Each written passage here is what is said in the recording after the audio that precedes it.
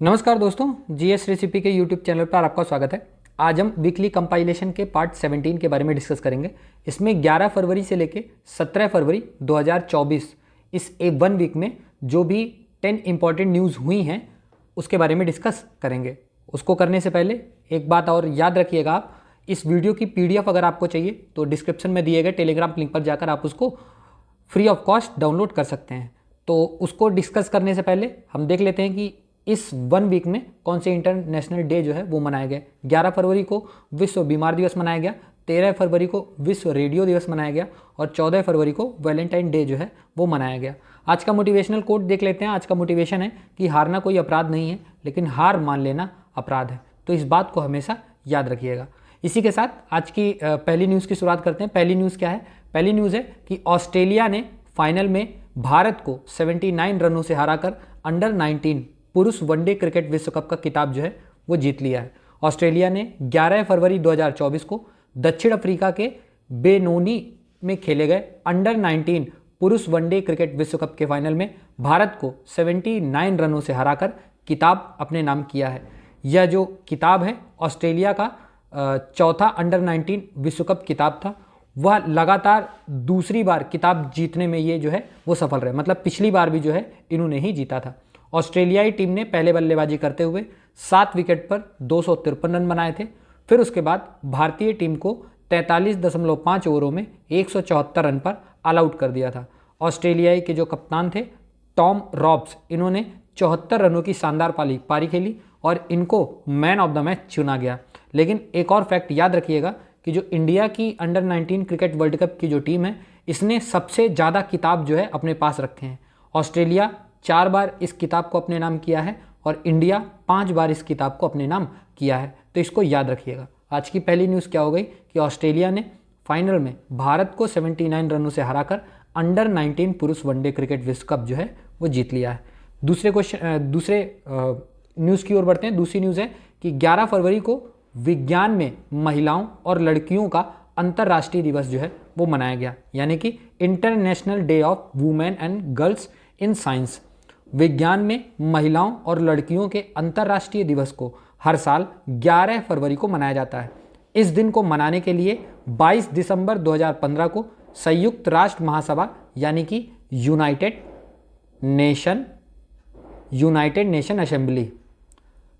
Nation assembly ने संकल्प पारित किया था।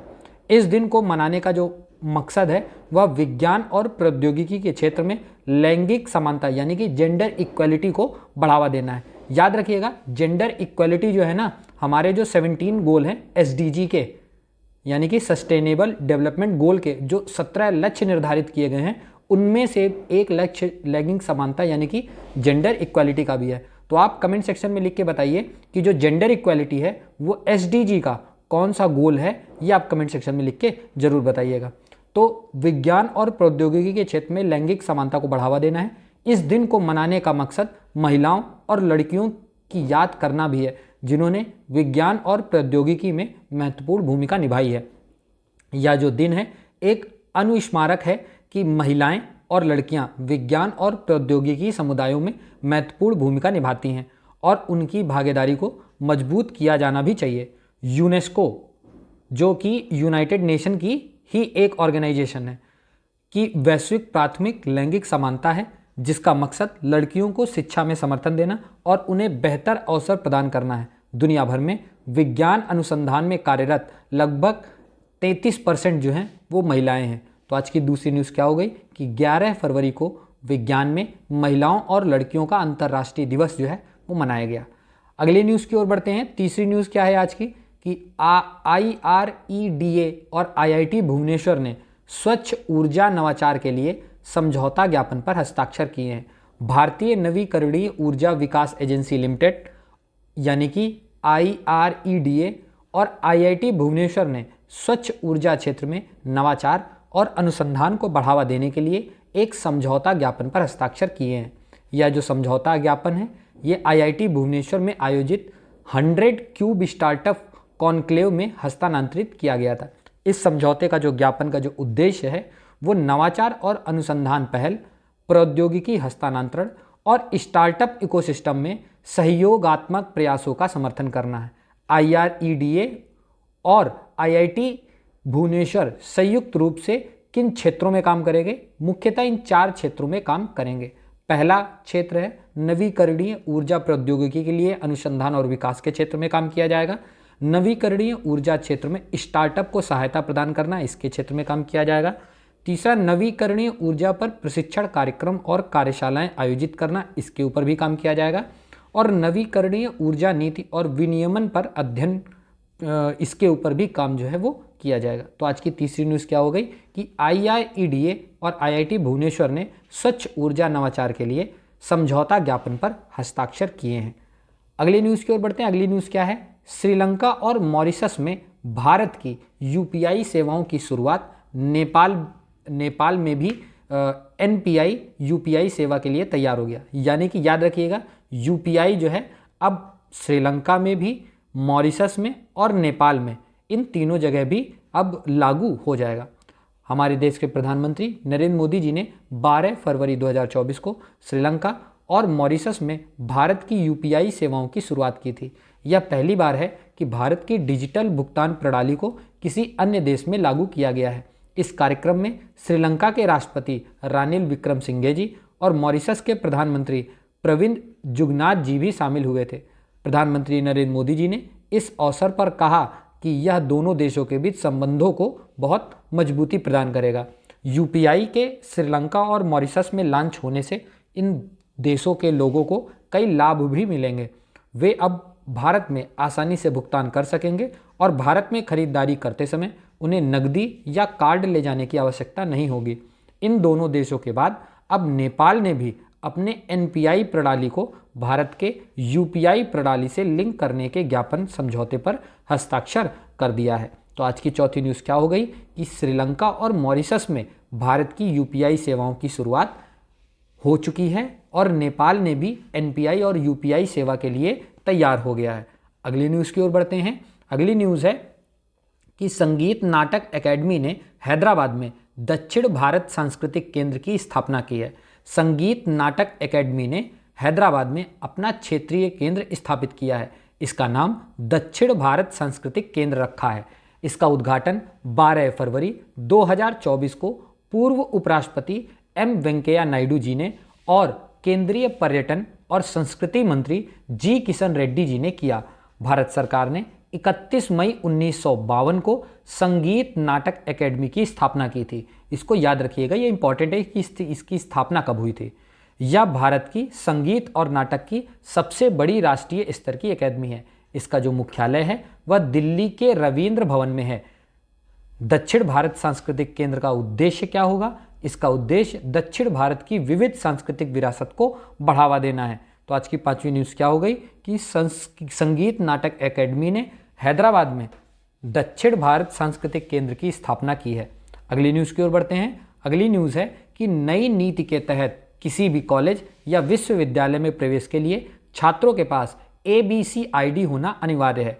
ये कौन सी न्यूज़ है? ये न्यूज़ है कि नई शिक्षा नीति यानी कि नेशनल एजुकेशन पॉलिसी 2020 के तहत किसी भी कॉलेज या विश्वविद्यालय में प्रवेश के लिए छात्रों के पास ABC ID होना अनिवार्य है।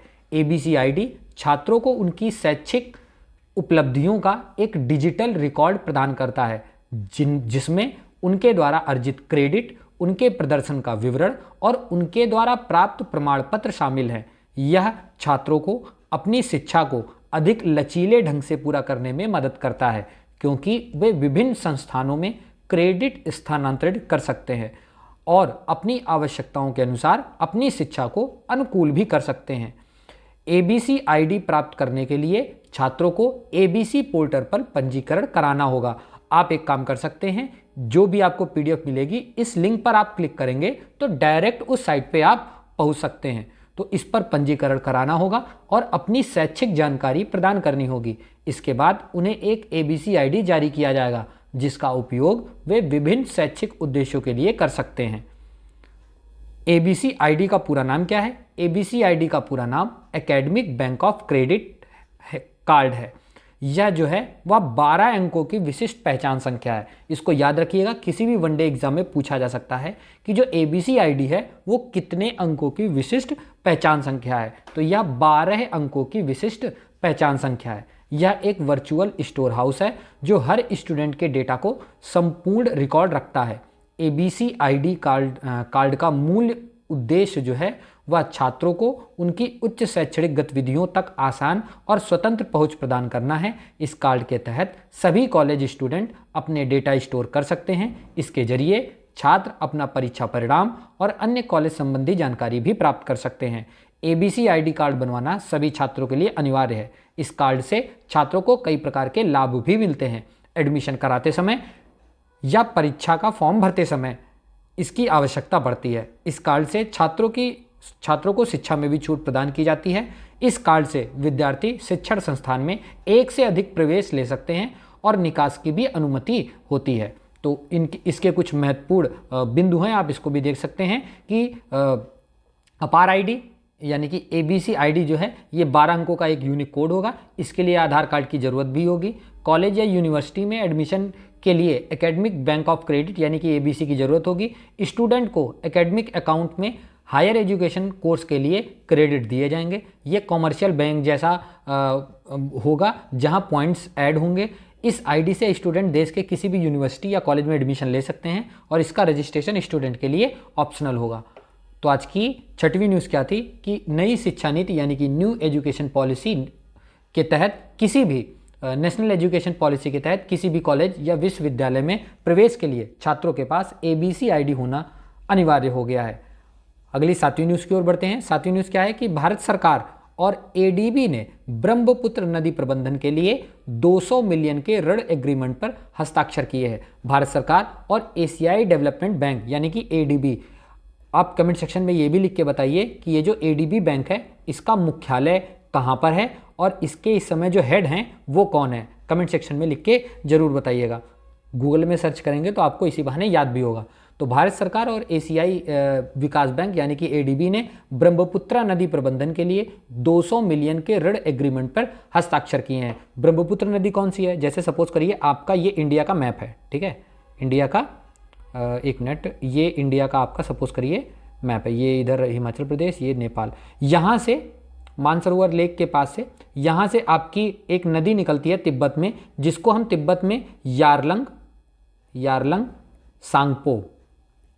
सांगपो नाम से जानते हैं। वो नदी यहाँ से निकलती है और पैरेलल चलते हुए लास्ट में यहाँ पे अरुणाचल प्रदेश है, यहाँ से कट के इंडिया में प्रवेश करती है। यहाँ पे इसका नाम यारलंग सांगपो होता है और जैसे ही अरुणाचल प्रदेश में ये एंट्री करती है तो इसका नाम ब्रह्मपुत्र हो जाता है। क्या हो जाता है? ब्रह्मपुत्र हो जाता है। तो इसको याद रखिएगा। तो इसी ब्रह्मपुत्र नदी प्रबंधन के लिए 200 मिलियन के ऋण एग्रीमेंट पर हस्ताक्षर हुए हैं। यह जो एग्रीमेंट है या आसाम राज्य, क्योंकि आसाम में भी जाती है ब्रह्मपुत्र नदी, आसाम राज्य में ब्रह्मपुत्र नदी के 650 किलोमीटर लंबे मुख्य प्रवाह के साथ बाढ़ और नदी तट कटाव जोखिम प्रबंधन को मजबूत करने के लिए ऋण प्रदान किया गया है। एग्रीमेंट के कुछ महत्वपूर्ण पहलू दिए गए हैं, जैसे जो ऋण राशि है वो $200 मिलियन की है। इसकी जो अवधि है, मतलब जो टाइम पीरियड है, वो 2024 से 2030 तक है। मुख्य हस्तक्षेप क्या क्या होंगे? जैसे पहले में 60 किलोमीटर नदी तटों को स्थिर करना, दूसरा 32 किलोमीटर गाद निरोधक उपाय स्थापित करना, तीसरा 5 उच्च प्राथमिकता वाले जिलों में 4 किलोमीटर जलवायु लचीला बाढ़ तटबंधों का निर्माण करना, और चौथा बाढ़ और नदी तट कटाव के जोखिमों का प्रबंधन करने के लिए राज्य एजेंसियों और प्रभावित समुदायों की क्षमता में जो है सुधार भी करना है। तो आज की 7वीं न्यूज़ क्या हो गई कि भारत सरकार और ADB ने ब्रह्मपुत्र नदी प्रबंधन के लिए 200 मिलियन के ऋण एग्रीमेंट पर हस्ताक्षर किया है। अगली न्यूज़ की ओर बढ़ते हैं। 8वीं न्यूज़ है कि INS जटायु ने लक्षद्वीप में अपना पहला अपना नौसैनिक बेस जो है वो बनाएगा। भारत सरकार ने लक्षद्वीप के आगाती और मिनिकॉय द्वीपों, ये दोनों आइलैंड है, जैसे एक ये आइलैंड है, दूसरा ये आइलैंड है, तो आगाती और मिनिकॉय जो आइलैंड है इस पर नौसैनिक बेस बनाने का फैसला किया है। मिनिकॉय पर बनने वाले नौसैनिक बेस का जो नाम है वो INS जटायु है। रक्षा मंत्री राजनाथ सिंह 4 से 5 मार्च को इस बेस का उद्घाटन कर सकते हैं। और भारत सरकार ने मालदीव से करीब 524 किलोमीटर दूर बसे अपने मिनिकॉय द्वीप पर यह नौसैनिक बेस बनाया है। भारत सरकार ने लक्षद्वीप के अगाती और मिनिकॉय द्वीपों पर एयर बेस बनाने का भी फैसला किया है। सरकार का मकसद अपने समुद्री इलाकों को सुरक्षित करना है। लक्षद्वीप में पर्यटन को बढ़ावा देने के बाद अब भारत इस द्वीप पर अपनी सैन्य ताकत भी मजबूत कर रहा है। रक्षा मंत्री राजनाथ सिंह जी 4 से 5 मार्च को जब मिनिकॉय द्वीप पर की यात्रा करेंगे, उम्मीद है कि इसी दौरान इस योजना का वो आधिकारिक घोषणा भी कर सकते हैं। तो आज की 8वीं न्यूज़ क्या हो गई कि INS जटायु लक्षद्वीप में अपना नौसैनिक बेस जो है वो बनाएगा। अगली न्यूज़ की ओर बढ़ते हैं। 9वीं न्यूज़ क्या है? 9वीं न्यूज़ है कि केंद्रीय मंत्री सर्बानंद सोनोवाल जी बिहार में बने कालूघाट अंतर्देशीय जलमार्ग परिवहन टर्मिनल का उद्घाटन करेंगे। केंद्रीय मंत्री सर्बानंद सोनोवाल जी बिहार के सारण जिले में नवनिर्मित कालूघाट अंतर्देशीय जलमार्ग परिवहन टर्मिनल का उद्घाटन इन्होंने किया। इस टर्मिनल के निर्माण में 82 करोड़ 48 लाख रुपए की लागत आई है। यह जो टर्मिनल है वह हल्दिया और कोलकाता बंदरगाहों से जहाज़ों को निर्बाध संपर्क प्रदान करेगा। इसके अलावा श्री सोनोवाल जी ने राष्ट्रीय राजमार्ग संख्या 1, अब आप एक क्वेश्चन और है, ये भी कमेंट सेक्शन में लिख के बताइए कि जो जलमार्ग संख्या 1 है वो किससे किसको जोड़ता है, आप कमेंट सेक्शन में लिख के जरूर बताइएगा। तो इसके अलावा श्री सोनोवाल जी ने राष्ट्रीय जलमार्ग संख्या 1 पर 14 सामुदायिक घाटों का भी लोकार्पण किया है। इन घाटों का निर्माण 17 करोड़ 50 लाख रुपए की लागत से किया गया है। इन घाटों का उद्देश्य डेयरी और कृषि उत्पादों के स्थानीय उत्पादकों को बेहतर संपर्क प्रदान करना है। कालूघाट अंतर्देशीय जलमार्ग परिवहन टर्मिनल और 14 सामुदायिक घाटों के उद्घाटन से बिहार में व्यापार और वाणिज्य को बढ़ावा भी मिलेगा। यह राज्य के किसानों और डेयरी किसानों के लिए भी फायदेमंद होगा। तो आज की 9वीं न्यूज़ क्या हो गई कि केंद्रीय मंत्री सर्बानंद सोनोवाल जी ने बिहार में बने कालूघाट अंतर्देशीय जलमार्ग परिवहन टर्मिनल का उद्घाटन किया है। आज की 10वीं और आखिरी न्यूज़ की ओर बढ़ते हैं। 10वीं न्यूज़ है कि भारत ने कोलंबिया के साथ ओपन सोर्स DPI साझा करने के लिए समझौता ज्ञापन पर हस्ताक्षर किए हैं। भारत ने कोलंबिया के साथ अपने सोर्स DPI साझा करने के लिए समझौता ज्ञापन पर हस्ताक्षर किया है। यह जो समझौता है वह इलेक्ट्रॉनिक्स और सूचना प्रौद्योगिकी मंत्रालय और कोलंबिया के सूचना प्रौद्योगिकी और संचार विभाग के बीच किया गया है। जिसका उद्देश्य क्या होगा? जिसका उद्देश्य डिजिटल परिवर्तन को बढ़ावा देना और दोनों देशों के बीच डिजिटल समाधानों को साझा करना है। इसके तहत भारत कोलंबिया को अपनी ओपन सोर्स DPI तकनीक और समाधान प्रदान करेगा, जिसमें आधार कार्ड, UPI, डिजिलॉकर और आरोग्य सेतु जैसे लोकप्रिय प्लेटफॉर्म शामिल हैं। जिनके फायदे क्या होंगे? जिनके फायदे भारत के लिए क्या फ़ायदा है? भारत के लिए फ़ायदा यह होगा कि यह भारत को अपनी ओपन सोर्स DPI तकनीक को दुनिया भर में प्रदर्शित करने और अन्य देशों के साथ सहयोग करने का अवसर प्रदान करेगा। और कोलंबिया के लिए क्या फ़ायदा होगा कि यह कोलंबिया को अपनी डिजिटल अर्थव्यवस्था को विकसित करने और नागरिकों को बेहतर सेवाएं प्रदान करने में भी मदद करेगा। तो आज की 10वीं न्यूज़ क्या हो गई? 10वीं न्यूज़ हो गई कि भारत ने कोलंबिया के साथ ओपन सोर्स DPI साझा करने के लिए समझौता ज्ञापन पर हस्ताक्षर कर दिए हैं। इसके अलावा हमारी जो नो योर स्टेट की सीरीज़ है ये ख़त्म हो चुकी है। आप इसको भी जाके देख सकते हैं। एक एक स्टेट के बारे में डिटेल में बताया गया है कि वहाँ पे इंपॉर्टेंट नदियाँ कौन सी हैं, वहाँ पे इंपॉर्टेंट पहाड़ कौन से हैं, वहाँ पे इंपॉर्टेंट झरने कौन से हैं। इस वाले प्लेलिस्ट में आप जाएंगे तो आप उसको भी जाके देख सकते हैं। इसके अलावा जो एंशिएंट और मिडाइवल हिस्ट्री का जो PYQ के जितने भी क्वेश्चन हैं उनको इस प्लेलिस्ट में 98 वीडियो में टोटल डिस्कस कर दिया गया है, डिटेल्ड में डिस्कस किया गया है।